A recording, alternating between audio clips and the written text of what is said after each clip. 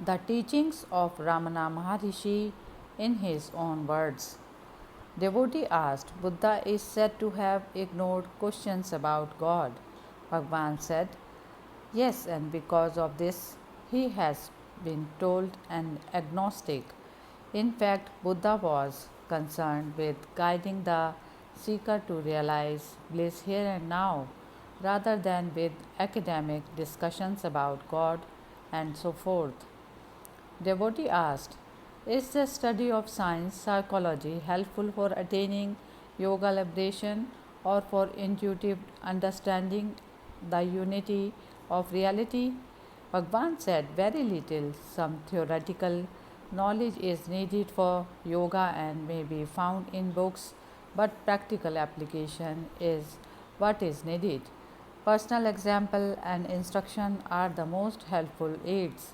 As for intuitive understanding, a person may laboriously convince himself of the truth to be grasped by intuition of its function and nature, but the actual intuition is more like feeling and requires practical and personal contact.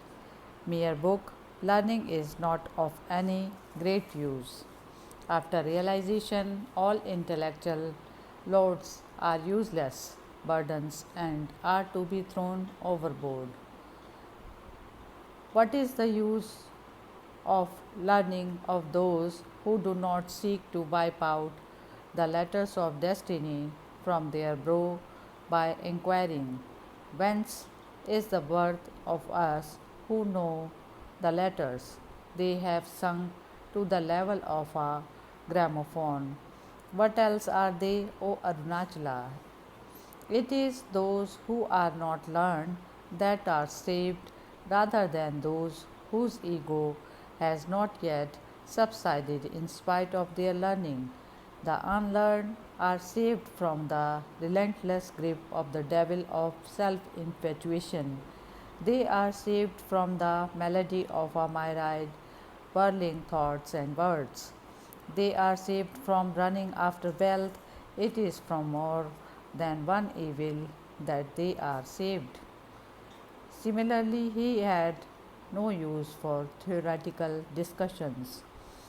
It is due to illusion born of ignorance that men fail to recognize that which is always and for everybody the inherent reality dwelling in its natural heart center and to abide in it, and that instead they argue that it exists or doesn't exist, that it has form or has not form, or is non dual or is dual.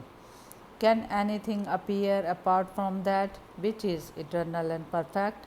This kind of dispute is endless. Do not engage in it.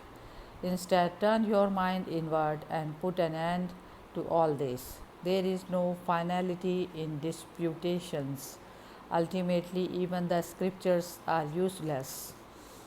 The scriptures serve to indicate the existence of the higher power or self and to point the way to it. That is their essential purpose. Apart from that, they are useless. However, they are voluminous in order to be adapted to the level of development of every seeker. As a man rises in the scale, he finds the stages already attained to be only stepping stones to higher stages until finally the goal is reached.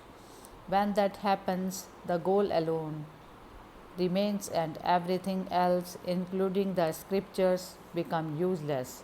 Sometimes it is true he expounded philosophy in all its intricacies, but only as a concession to weakness to those addicted to much thinking.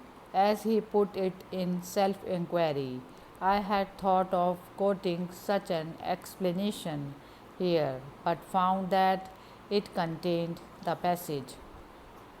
The intricate maze of philosophy of the various schools is said to clarify matters and to reveal the truth, but in fact it creates confusion where none need exist. To understand anything, there must be the self. The self is obvious, so why not remain as the self? What need to explain the non self? And of himself he adds, I was indeed fortunate that I never looked to it. That is philosophy. Had I taken to it, I would probably be nowhere. But my inherent tendencies led me directly to inquire, who am I? How fortunate. Hari Om Tat Sat.